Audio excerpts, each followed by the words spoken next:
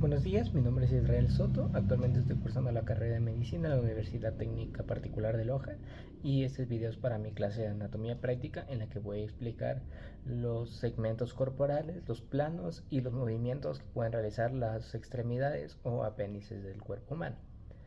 Primeramente hay que explicar las regiones del cuerpo, que como pueden ser la cabeza, el cuello, el tórax. Un poco más abajo tenemos el abdomen, luego tenemos el periné, luego las extremidades inferiores, las extremidades superiores y el dorso. Luego, para unas regiones más específicas pueden ser principalmente la cara, las palmas de las manos, que también conocidas como regiones palmares, los dorsos, y también en los pies tenemos las plantas y los dorsos siendo la parte superior. Ya.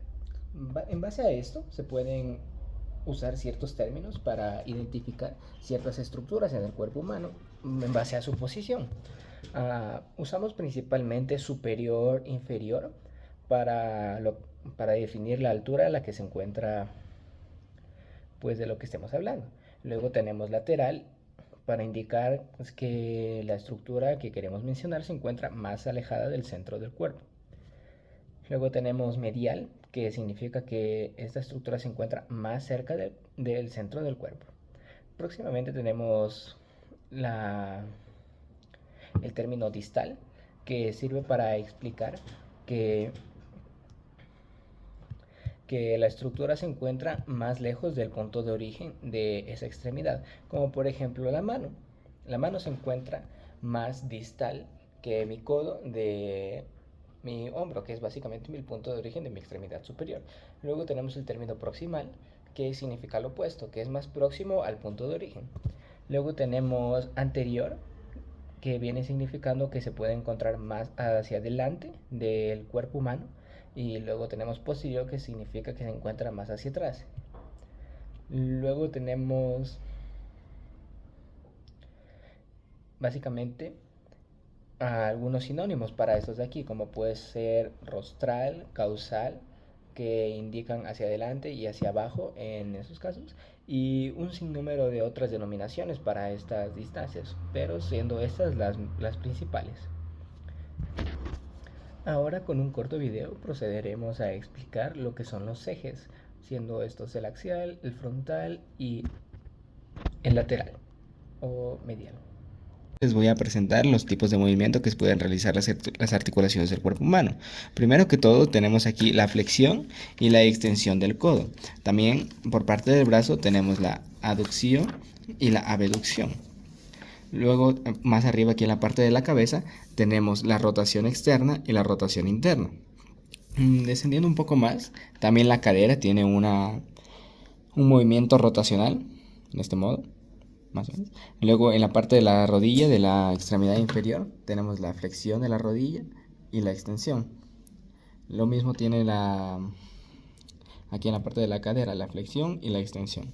Luego en los pies tenemos el movimiento de eversión y el movimiento de inversión. Muchas gracias.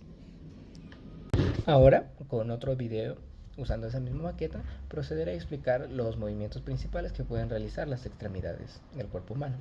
Ahora les voy a explicar los ejes que dividen al cuerpo humano.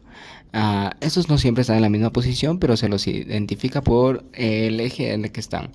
En el eje vertical tenemos aquí primeramente al eje frontal o coronal. Este divide el cuerpo en una parte anterior y una posterior. Luego tenemos igualmente vertical aquí al eje medial o sagital, que divide el cuerpo en izquierdo y en derecho.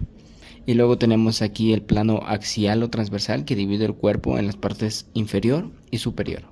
Muchas gracias. Ahora procederé a explicar ciertos movimientos que no son muy visibles con una maqueta tan pequeña, como son por ejemplo la protrusión de la mandíbula, que indica que ésta se mueva hacia adelante, o la retrusión, que ésta la envía hacia atrás. Esto también puede realizarse con otras extremidades como los hombros. Y otro movimiento que no pudo presenciarse bien es la aducción y la abducción de los dedos.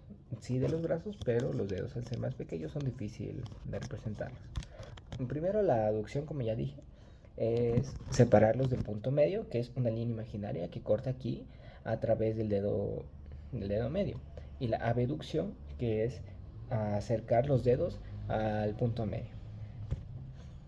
Y, y también tenemos lo que sería la supinación, que en el caso de aquí de la mano, tenemos que la supinación sería mover el brazo hasta una posición en la que la palma quede en la parte anterior. Y la supina y la pronación sería el movimiento que hace que el antebrazo rote y se encuentre, en este caso, el dorso en la parte anterior del brazo. Y eso sería todo por este video. Muchas gracias por su atención.